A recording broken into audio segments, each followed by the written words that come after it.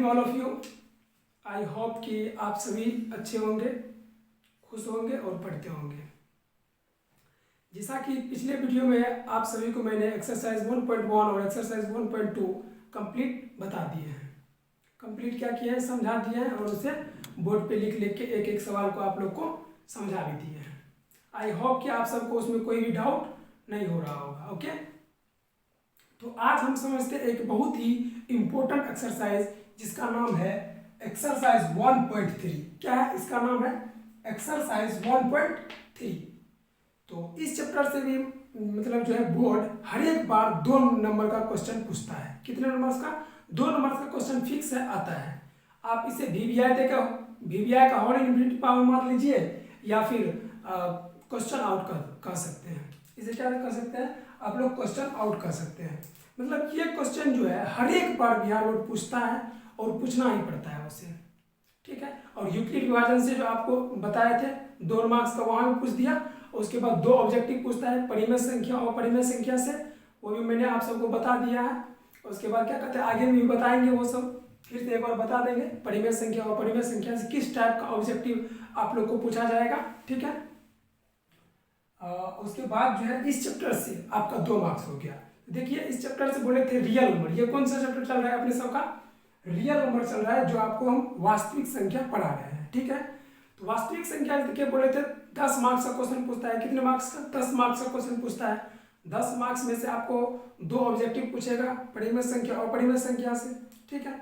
2 Euclid 2 marks का question एक पूछेगा एचसीएफ एलसीएम निकालने के लिए यूक्लिड विभाजन से, 2 4 मार्क्स का हो गया। उसके बाद 2 मार्क्स का यहाँ से पूछेगा, ये जो सिद्ध करने वाला कि ये सिद्ध कीजिए कि √5 एक अपरिमेय संख्या होता है।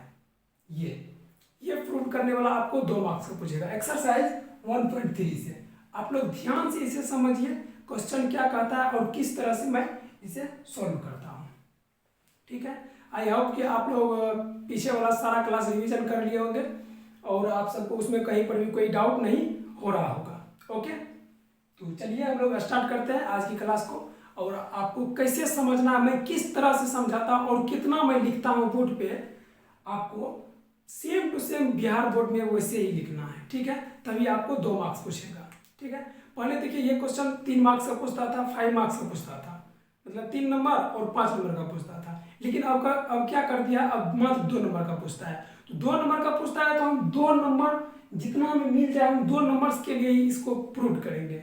बाकी अगर हम उतना करेंगे तो क्या होगा, हमारा बिहार बोर्ड क्या करेगा, मार्क्स काट लेगा और आपको 1 नंबर 1.5 नंबर दे देगा और भगा देगा, ठीक है। आपके कॉपी को नेक्स्ट मतलब दूसरा कॉपी चेक करना रहेगा। इसलिए मैं जितना बताता हूँ आप लोग क्या कीजिए, सिर्फ उतना ही लिख के आना है और उतना ही समझना है। 4 बार 5 बार ऐसे कॉपी में प्रैक्टिस करना है बिना देखे, ठीक है। अगर मान लीजिए बहुत कमजोर स्टूडेंट है तो उसे क्या कीजिए, आप लोग सबसे पहले कॉपी में 2 बार देख के लिखिए, तीसरा बार भी देख के लिखिए, चौथा बार क्या कीजिए, अपने आप से लिखिए, ठीक है। 5वां बार अपने आप से लिखिए। क्यों? क्योंकि देखिए आपको बैठे बैठे मतलब मिल रहा है 2 मार्क्स, 2 मार्क्स यहाँ पे मिलेगा और 2 नंबर वहाँ पे मिलेगा, फिर 2 नंबर यूक्लिड विभाजन में। 6 नंबर का तो हो गया, सिर्फ 4 नंबर बचा है। 4 नंबर भी बताएंगे आगे वाले एक्सरसाइज को जब सॉल्व करवाएंगे तो वहाँ पर भी बताएंगे कहाँ से कितना नंबर्स का पूछता है, ठीक है। तो चलिए अब आपको समझा देते हैं, सिद्ध कर देते हैं किस तरह से आपको बोर्ड के एग्जाम में ये सवाल बनाना है, ठीक है। तो चलिए, तो क्वेश्चन क्या कर रहा है आप लोग पढ़ लिए होंगे, सिद्ध कीजिए कि √5 एक अपरिमेय संख्या है। सिद्ध कीजिए कि √5 क्या है, एक अपरिमेय संख्या है। तो सबसे पहले इसे सिद्ध करने के लिए क्या मान लेंगे, देखिए। तो सबसे पहले यहाँ पे लिख सकते हैं सॉल्यूशन। क्या लिख सकते हैं? सॉल्यूशन लिख सकते हैं। सॉल्यूशन देके डैश मार सकते हैं, ठीक है।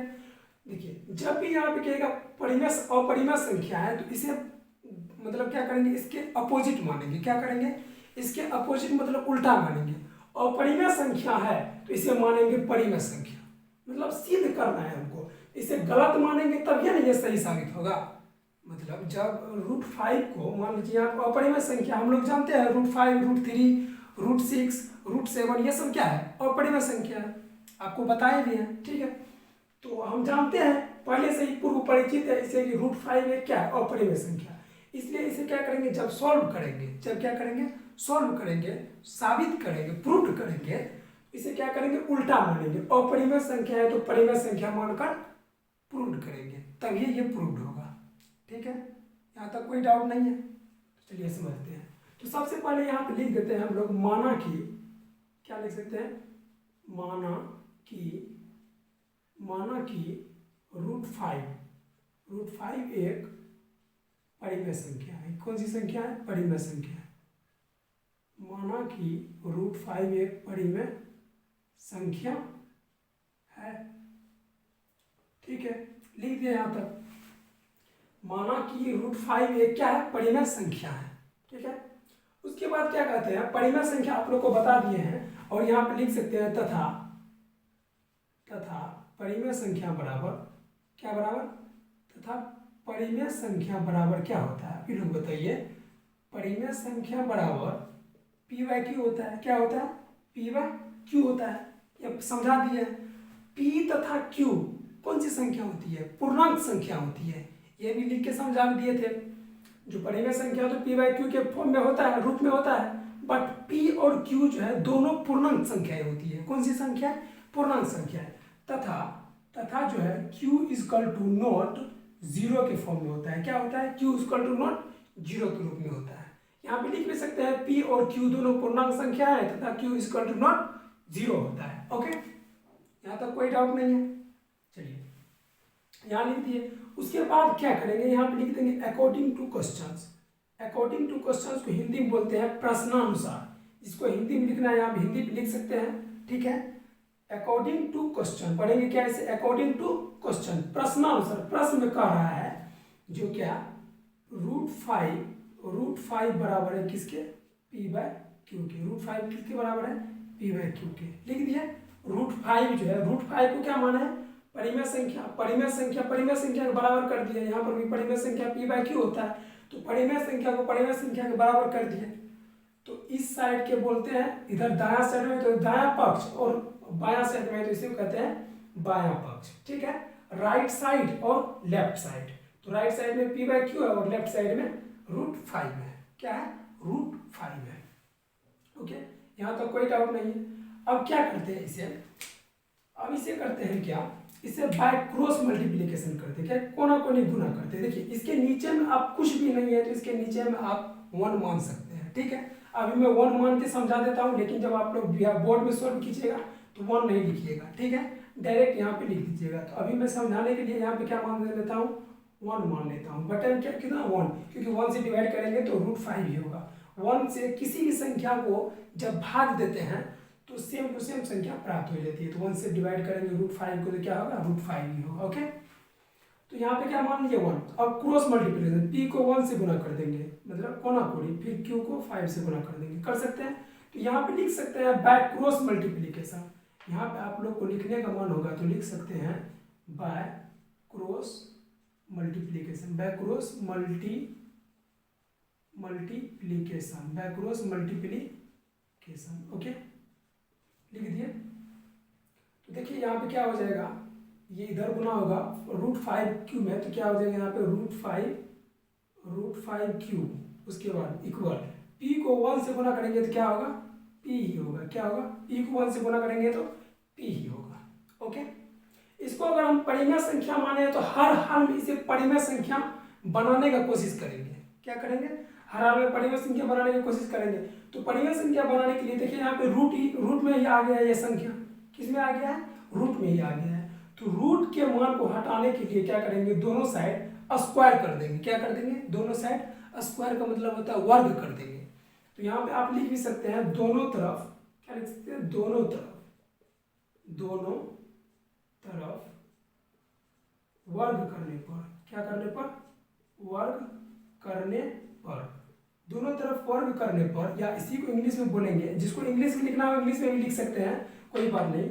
स्क्वायरिंग ऑन बोथ साइड, क्या लिख सकते हैं, squaring on both side. Squaring on कौन साइड, बोथ साइड। ठीक है, इंग्लिश में लिखिएगा तो इंग्लिश में लिख सकते हैं, हिंदी में लिखिएगा तो हिंदी में, दोनों में से कोई एक में लिख दीजिएगा। ओके, तो देखिए स्क्वायरिंग ऑन बोथ साइड जब यहाँ पे करेंगे तो क्या होगा, तो यहाँ पे लिख सकते हैं √5 का होल स्क्वायर इक्वल पी का होल स्क्वायर, पी का स्क्वायर हो जाएगा, दोनों तरफ स्क्वायर कर दिए, ठीक है। अब आप ही लोग बताइए, जब रूट यहाँ देखिए रूट 5 अलग है और क्यू अलग है, तो रूट 5 का जब स्क्वायर करते हैं, रूट ये स्क्वायर का मतलब तो 2 बार गुना करते हैं, जिसे रूट 5 गुना रूट 5 करेंगे, रूट 5 गुना रूट 5 करेंगे तो क्या आएगा, 5 गुना 5 करेंगे, देखिए रूट इसमें भी है, तो दोनों में से रूट क्या आ जाएगा, कॉमन आ जाएगा, ठीक है। 5 और 5 अंदर में 5 और 5 बच गया, तो 5 और 5 को मल्टीप्लाई करेंगे कितना हो जाएगा, 25 25, और 25 का वर्गमूल कितना होता है, 5 होता है। 25 का वर्गमूल क्या होता है, 5 होता है। या जब भी किसी रूट वाली संख्या को उसी संख्या से गुना करते हैं तो उसका मान डायरेक्ट प्राप्त हो जाता है। जैसे कैसे, जैसे देखिए अगर रूट 3 को हम रूट 3 से गुना करेंगे तो इसका डायरेक्ट वैल्यू लिख देंगे 3।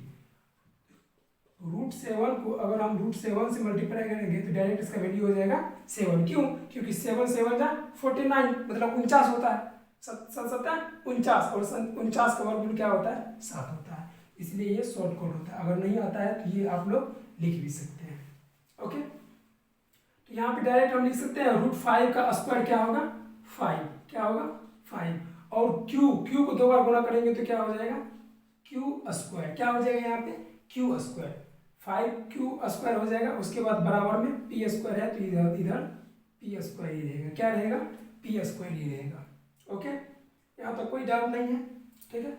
और उसके बाद क्या कीजिए, इस साइड ये साइन, ये जो है ये चिन्ह मत छुड़िए, ऐसे बोलते हैं या, क्या बोलते हैं, या और, फिर यहाँ पर भी दे देते हैं या, फिर यहाँ पर भी दे देते हैं या, इसको बोलते हैं या। इंग्लिश में लिखना चाहिएगा तो आप लोग लिख सकते हैं और, ठीक है। यहाँ तक आपको कोई डाउट नहीं है, कोई डाउट नहीं है, नो डाउट्स। तो चलिए आप लोग क्या कीजिए, यहाँ तक पहले लिख लीजिए, ठीक है। उसके बाद जो है हम या तो इस साइड इसे मिटा के लिख देते हैं, ठीक है। तो उसके बाद आप लोग यहाँ तक कॉपी कीजिए, उसके बाद मैं इससे नीचे समझाता हूँ, आप लोग इसके नीचे में ही लिखते जाइएगा, ठीक है। पहले आप लोग यहाँ तक नोट कीजिए, उसके बाद मैं नीचे बताता हूँ, ठीक है। आप लोग यहाँ तक नोट कीजिए। चलिए आप लोग नोट कर लिए होंगे, वीडियो को रोक के इसको नोट कर लीजिएगा। इस साइड में मिटा देता हूँ, उसके बाद समझा देता हूँ। चलिए इस साइड थोड़ा सा मिटा देते हैं, ठीक है। थोड़ा सा मिटाने के बाद थोड़ा सा में ही हो जाएगा। यहाँ पे लिख सकते हैं, इसमें लाइन देता है, आप लोग इसके जस्ट नीचे में ही लिखिएगा। देखिए यहाँ पे 5 क्यू स्क्वायर बराबर पी स्क्वायर है, तो 5 को इधर ही गुना में, इधर क्या है, इस साइड गुना में इधर भेजेंगे तो भाग में चलेगा, तो क्यू स्क्वायर इसी साइड रहेगा, तो क्यू स्क्वायर बराबर क्या हो जाएगा, पी स्क्वायर बटे 5, पी स्क्वायर बटे क्या हो जाएगा, क्यू स्क्वायर बराबर हो गया पी स्क्वायर बटा 5, पी स्क्वायर बटा 5। लिखेंगे यहाँ पे क्या, यहाँ क्या, यहाँ पी स्क्वायर 5 से विभाज्य है, 5 से क्या है, विभाज्य होता है या विभाजित होता है। क्या लिख सकते हैं आप लोग इसे, विभाजित होता है। यहाँ पी स्क्वायर 5 से विभाजित होता है, तथा लिख सकते हैं, तथा पी भी 5 से विभाजित होगा, पी भी 5 से विभाजित होगा, ठीक है। कैसे देखिए, तो यहाँ पे देखिए क्या, जैसे Q और P कौन सी संख्या होती है, आप लोग को बता दिया पूर्णांक संख्या होती है, तो P स्क्वायर 5 से तो विभाजित होगी, लेकिन कब होगी, जब आप लोग अपने मन में कोई संख्या मानिएगा तभी ना विभाजित होगा। जैसे देखिए यहाँ पे P स्क्वायर 5 से विभाजित होता है, कब होता है, जब हम लोग अपने मन से P की जगह पे कोई संख्या मानेंगे तभी ना ये 5 से विभाजित होगा। आप लोग ऐसी संख्या मानिए जो क्या करते हैं, 5 से विभाजित हो जाएगा। P का कोई ऐसा मान लीजिए जो 5 से विभाजित होता है, सपोज दैट कि 5 भी ले सकते हैं हम लोग। P का मान यहाँ पे देखिए, अगर P स्क्वायर 5 से विभाजित होगा तो P का भी वैल्यू विभाजित होगा। तो सपोज दैट कि 5 लेते हैं, कितना लेते हैं, 5, तो 5 ना मान लीजिए ले लेते हैं, तो 5 को विभाजित कर देंगे, 5 को 5 से अगर विभाजित करेंगे, भाग करेंगे, कितना बार में कटेगा, एक बार में कटेगा, कट जाएगा। फिर देखिए अगर स्क्वायर करेंगे तो 5 का स्क्वायर जब कर देंगे तो 5 का स्क्वायर मतलब 5 25, कितना 5 25, और नीचे में तो 5 ही रहेगा। क्यों? क्योंकि यहाँ पे स्क्वायर करने पर 5 का स्क्वायर 25 हो जाएगा और पी का स्क्वायर क्या 5 का 5 ही रह जाएगा। ठीक है, तो 5 से काटेंगे तो कितना बार में कटेगा, ये 5 बार में कटेगा। लेट्स एज्यूम कि आप लोग यहाँ पे कोई भी संख्या एज्यूम कर सकते हैं, मान सकते हैं, जिसे हम 5 माने। उसके बाद क्या मान सकते हैं आप, 5 की जगह पे 6 7, मतलब 5 से बड़ी संख्या तभी ये विभाजित होगा। 5 से बड़ी संख्या मान सकते हैं यहाँ पे कोई भी 5 या 5 से बड़ी संख्या 6 7 8 कोई भी संख्या मान सकते हैं। पॉइंट में आएगा, पॉइंट में भी आएगा तो वो कौन सी संख्या होगी, पूर्णांक संख्या ही होगी। तो देखिए कब पूर्णांक संख्या आती है, ये 5 पी स्क्वायर जो 5 से तो विभाजित होती है, लेकिन कब होती है, जब तथा पी भी 5 से विभाजित होगा। यहाँ तक आप लोग समझ गए होंगे, ठीक है, कोई डाउट नहीं। तो इतना विभाजित होता है, लेकिन यहाँ पे लिख देंगे लेकिन यह विरोधाभास है। लेकिन यह क्या है, विरोधाभास है। लेकिन यह क्या है, विरोधाभास। विरोधाभास के कोष्ठ में लिखिएगा आप लोग, काल्पनिक है। क्या है ये लेकिन यह विरोधाभास मतलब काल्पनिक परिणाम होता है। लेकिन यह कौन सा कैसा परिणाम होता है, काल्पनिक परिणाम होता है। काल्पनिक परिणाम देखिए, लेकिन यह कैसा विरोधाभास। विरोधाभास का अर्थ समझिए आप लोग। विरोधाभास का अर्थ होता है आप लोग जो अपने मन में माने। यहाँ पे पी स्क्वायर को आप लोग अपने मन में कल्पना कीजिएगा कोई संख्या, तभी ना ये संख्या 5 से विभाजित होगा, पी स्क्वायर 5 से विभाजित होगा। जैसे कि लेट्स एज्यूम हम अभी क्या माने थे, 5 माने थे, 6 मान सकते हैं, 7 मान सकते हैं, 8 मान सकते हैं, तब ये संख्या क्या हो सकता है, यहाँ से विभाजित हो सकता है। लेकिन ये संख्या तो आपको पता नहीं है, इसलिए आपको यहाँ पे लिखना पड़ेगा लेकिन यह जो है विरोधाभास अर्थात कोष्ठ में काल्पनिक परिणाम होता है। क्या होता है, काल्पनिक परिणाम होता है। विभाजित हो गया। देखिए हम लोग परिमेय संख्या माने थे और परिमेय संख्या पुरा भी दिए। क्या पुरा दिए, परिमेय संख्या पुरा दिए। अतः यहाँ पर मतलब परिमेय संख्या पुरा देते हैं जब कब, जब हम लोग मानते हैं यहाँ पे विरोधाभास होता है, तब विरोधाभास रहने पर हम लोग यहाँ पे परिमाण संख्या मतलब कौन सी परिमेय संख्या पुराया है, तो ये तो हमारा गलत हो जाएगा। क्यों? क्योंकि विरोधाभास करके पुराना है, मतलब रियल में पुर जाता, मान लीजिए रियल में जो वास्तविक संख्या वास्तविक मान में पुर जाता, तब ना मानते हैं हाँ ये परिमेय संख्या ही होती है। लेकिन तो यहाँ पे विरोधाभास माने हैं, इसलिए यहाँ पे क्या लिख देंगे, अतः हमारा मानना गलत है। यहाँ पे एक लाइन और लिखिए, अतः हमारा मानना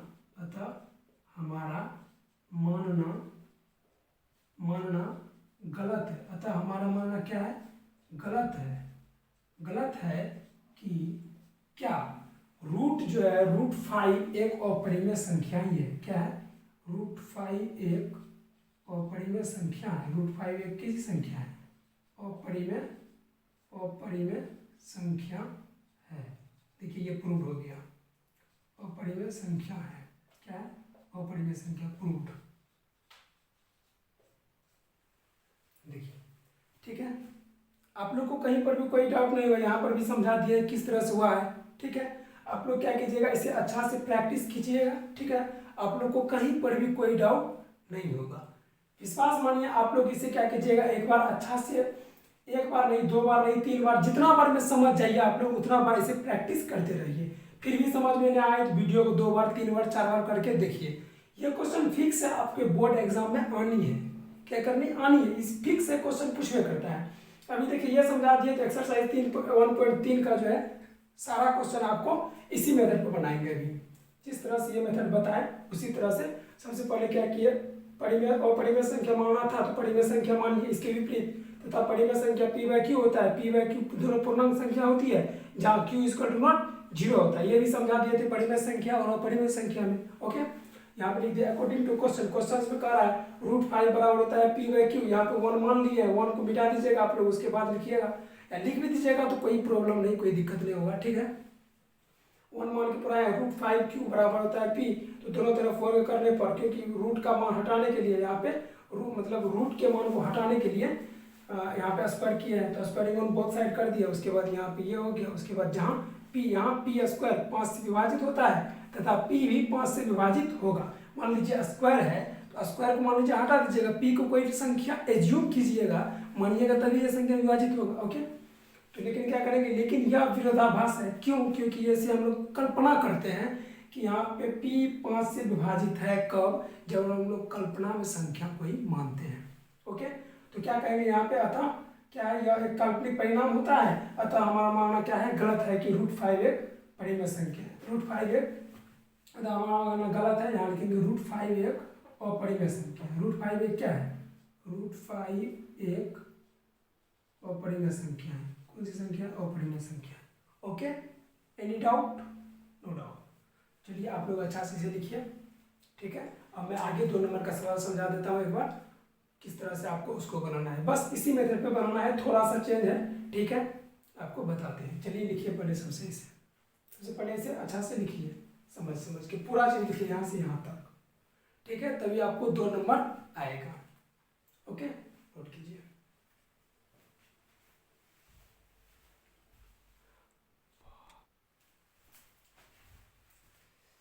चलिए आप सभी लोग इसे लिख लिए होंगे, अच्छा से नोट कीजिए कॉपी में, ठीक है। उसके बाद इसे अच्छा से प्रैक्टिस करते रहिएगा, ठीक है। जो भी स्टूडेंट को समझ में ना आए वो 2 बार 3 बार प्रैक्टिस करिएगा, उसके बाद अपने आप हो जाएगा। ओके, तो चलिए मैं इसे अब, ये लो आप समझ गए होंगे यहाँ से यहाँ तक, कोई डाउट नहीं है। यहाँ से आप लोग उतारिए, उसके बाद कोई डाउट नहीं है, ठीक है। तो चलिए हम मिटा के उसके बाद 2 नंबर का समझाते हैं। ओके, देखिए 2 नंबर में भी आपको कुछ नहीं करना है। क्या नहीं करना है? 2 नंबर में भी आपको कुछ नहीं करना है। यहाँ पर भी आपको वही मेथड से बनाना है। कैसे? 2 नंबर का भी क्वेश्चन आपके एनसीईआरटी बुक में दिया हुआ है कि सिद्ध कीजिए कि 3 + 2√5 एक अपरिमेय संख्या होता है। तो इसे भी प्रूव करने के लिए इसे भी p/q के बराबर में लिख दीजिएगा। यहाँ पर लिखिएगा क्या, 2 नंबर का ये क्वेश्चन है, मैं तो नहीं लिखा है, ये भाषा में लिखा है, भाषा में आप लोग एनसीईआरटी बुक में देख लीजिए। उसके बाद इसे भी सॉल्व कर देते हैं, 5 मिनट लगेगा, ठीक है। तो अच्छा से समझा के सॉल्व कर देते हैं। क्यों? क्योंकि मान लीजिए हर एक बार ये पूछता है। इसी तरह से देखिए एक बात और बता रहे हैं, √5 पूछ दिया तो √3 पूछ देता है, √5 सिर्फ संख्या है वो बदल देता है। √3 भी अपरिमेय संख्या होता है, √5 √7 भी अपरिमेय संख्या होता है। सिर्फ 5 की जगह पे आप लोग क्या कीजिएगा, उसे मान लीजिएगा। नहीं तो चलिए आप लोग इसे प्रैक्टिस क्वेश्चन दे देते हैं होमवर्क में, आप लोग √3 को प्रूव करके आइएगा, उसके बाद √7 को प्रूव करके आइएगा, ठीक है। इतने तक पूछता है, √3 या √7 या √5, ये 1 डिजिट वाला में। अब 2 नंबर का बता देते हैं, इसको भी किस तरह से सॉल्व करना है। तो चलिए समझते हैं ये भी, ठीक है। इसे मैं ग्रीन से समझा देता हूँ। देखिए यहाँ पर भी क्या करना है, कुछ नहीं, उसी तरह से प्रूव करना है। अपरिमेय संख्या है तो इसे परिमेय संख्या मानेंगे। क्या मानेंगे? सबसे पहले यहाँ मान लेंगे, माना कि 3 + 2√5 क्या है, एक अपरिमेय संख्या, परिमेय संख्या है। 3 + 2√5, 3 + 2√5 क्या है, एक अपरिमेय परिमेय संख्या है, अपोजिट मानेंगे। उसके बाद फिर तथा परिमेय संख्या बराबर क्या होता है, p/q।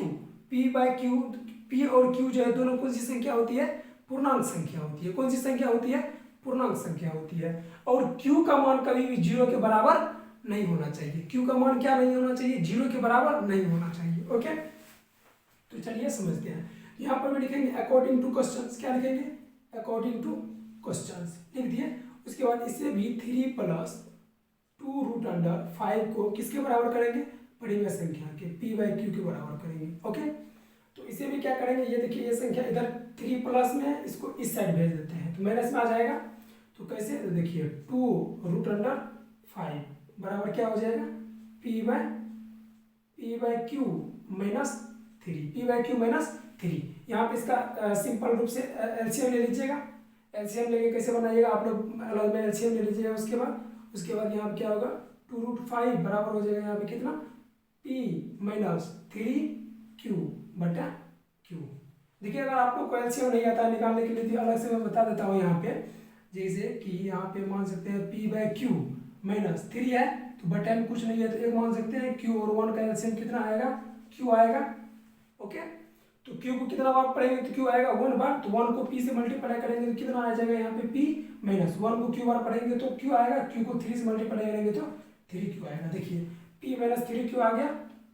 ओके, नो डाउट, ठीक है, यहाँ तक ये हो गया। उसके बाद देखिए फिर यहाँ पे 2, देखिए 2 भी यहाँ पे गुणा में है, 2 भी यहाँ पे किस में है, गुणा में है, तो 2 को भी इस साइड भेज देंगे। यहाँ पे सपोज दैट कि कुछ नहीं है तो 1 मान सकते हैं, 1 मान लिए। इसको गुना में तो इस साइड गुना में आ जाएगा, क्रॉस मल्टीप्लिकेशन, ये इसके सीधा गुना होगा और ये इसके 1 से इसमें गुना हो जाएगा और 2 से इसमें गुना हो जाएगा। ओके, यहाँ पे लिखेंगे नहीं 1, ठीक है, तो 2 को इधर गुना कर देंगे तो इधर बच जाएगा कितना, √5 और इस साइड आ जाएगा p - 3q upon 2q। Okay, यहाँ तक कोई डाउट नहीं है, देख लीजिए। देखिए अब हम लोग यहाँ तक लिख लिए, इस साइड को बोलते हैं दायां पक्ष, दायां साइड में है तो दायां पक्ष और बायां साइड में है तो बायां पक्ष।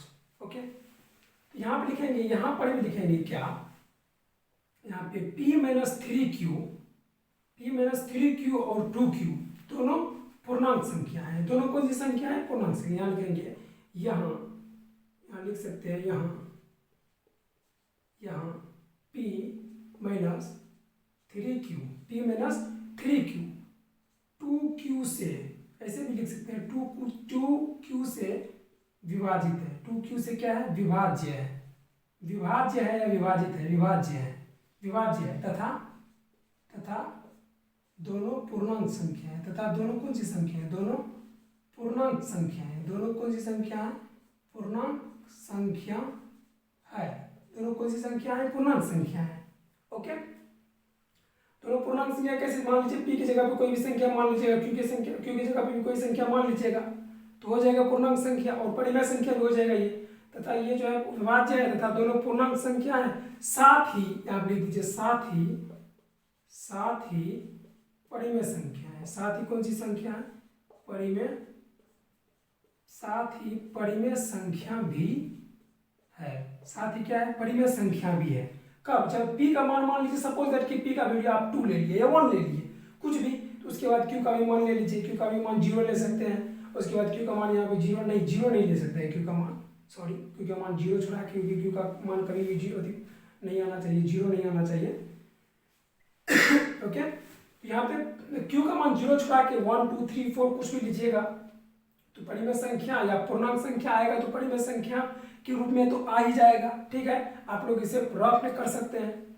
ओके, तो ये यहाँ पर भी देखिए, आप लोग मन में कल्पना करते हैं कि p और q पूर्णांक संख्या होता है। p और q तो रियल पूर्णांक संख्या है, लेकिन कब, इस क्वेश्चन में अभी कब, जब हम लोग विरोधाभास परिणाम मानते हैं। क्या मानते हैं, विरोधाभास मतलब कल्पना करते हैं कि अगर p का मान सपोज दैट कि 5 ले ले, 4 ले ले, 6 ले ले, 7 ले ले, यही ना मानते हैं, कल्पना करते हैं।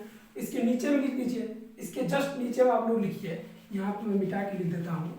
इसके जस्ट नीचे में ही लिखिएगा आप लोग, ठीक ना, इसके जस्ट नीचे में लेकिन क्या, लेकिन यह विरोधाभास परिणाम है। अभी समझाया विरोधाभास परिणाम का अर्थ क्या होता है। विरोधाभास क्या है, परिणाम है। विरोधाभास परिणाम है मतलब मान है, कल्पना करते हैं तभी ना होता है। विरोधाभास परिणाम है, विरोधाभास परिणाम है।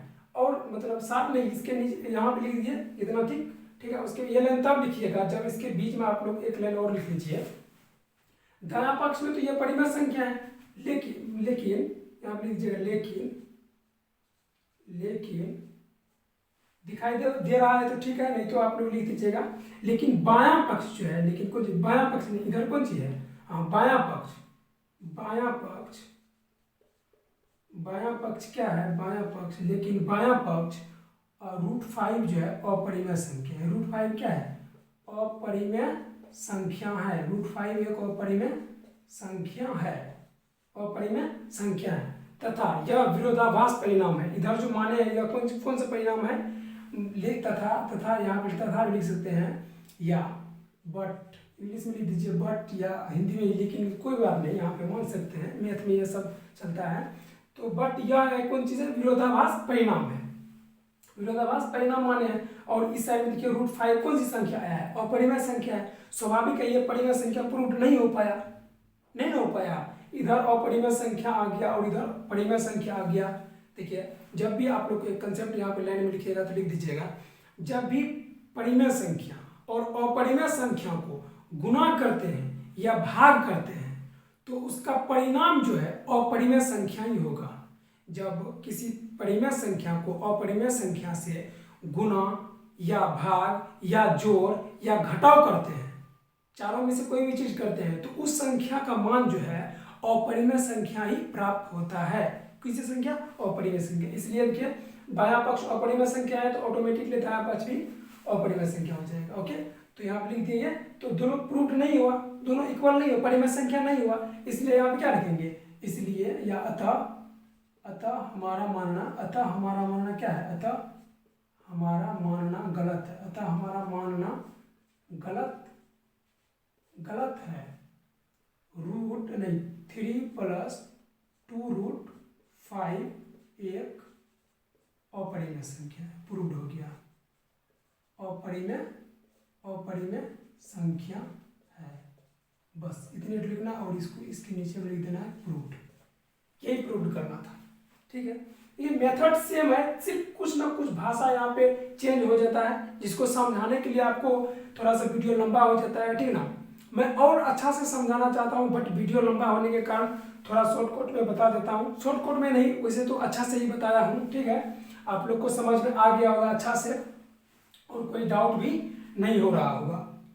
ओके, तो चलिए आप लोग यहाँ तक छाप लीजिए। उसके बाद देखिए ये आ गया। उसके बाद जो 3 नंबर में देखिए तीन गो सवाल है। एक है 1/√7। 3 नंबर में जो है 3 नंबर में कितने सवाल है? 3 सवाल है। एक नंबर में है, एक ए नंबर में है 1/√7 को प्रूव करना है। बी नंबर में क्या है? बी नंबर में आपको मतलब 7√5 जो कि वहाँ पे लिख दिए हैं। उसके बाद सी नंबर में 3 सवाल है। सी नंबर में है 6 + √6, ठीक है। इसे प्रूव करना है। इसे क्या कीजिएगा? इसे भी आप लोग परिमेय संख्या और अपरिमेय संख्या मान के जिस तरह से बनाए हैं इस दोनों सवाल को, इसे आप लोग अपने से घर पे ट्राई कीजिएगा। क्या कीजिएगा? आप लोग इसे अपने से ट्राई कीजिएगा। ओके, उसके बाद ही आप लोग को अच्छा से समझ में आ पाएगा मैं क्या कहना चाह रहा हूँ या क्या प्रूव किया हूँ। ओके, तो देखिए यहाँ पे जो है बी नंबर में 3 नंबर का एक सवाल में देखिए यहाँ पे 7√5 आप लोग यहाँ पे इसे अच्छा से बना लीजिएगा। 7√5 को जो है आप लोग अच्छा से बना लीजिएगा। ये जो है 7√5 एक अपरिमेय संख्या होता है प्रूव करने के लिए, क्योंकि हो सकता है अब की बार जो है ये 2022 में जो भी स्टूडेंट एग्जाम देगा ये प्रूव करने के लिए पूछेगा। चांस बहुत 90% चांस है ये पूछेगा अब की बार प्रूव करने के लिए। √5 √7 नहीं पूछे तो ये पूछेगा। मेथड सेम टू सेम लगाना है, नीचे में वही लिख देना है। यह एक विरोधाभास संख्या है, अतः हमारा मानना गलत है। √5 या √7 या 7√5 कौन सी संख्या होगी? एक अपरिमेय संख्या होगी। ओके, यहाँ तक आप लोग को कहीं भी कोई डाउट है? यहाँ तक देखिए, यहाँ से लेके यहाँ तक आपको कहीं भी कोई डाउट? यहाँ तक कोई डाउट नहीं है, ठीक है। इसे अच्छा से लिखिए और क्या कीजिए, आज के क्लास को आप, मेरा रिक्वेस्ट है आपसे, आज के क्लास को आप लोग अच्छा से रिवीजन कीजिए, अच्छा से समझिए। नहीं समझ में आया तो क्लास को रिपीट कीजिए, अच्छा से देखिए, ठीक ना।